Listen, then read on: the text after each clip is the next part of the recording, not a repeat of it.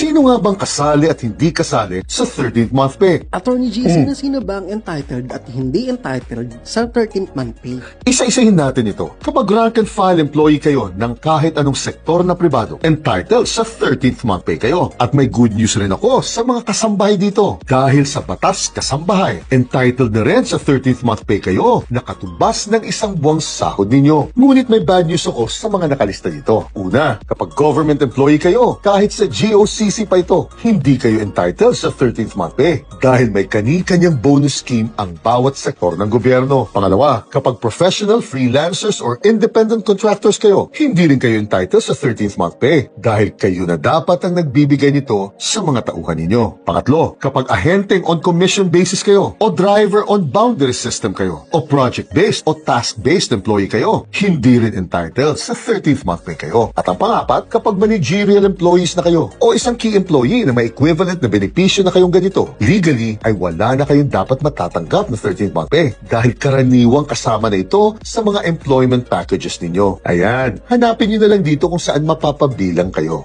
Jeanette.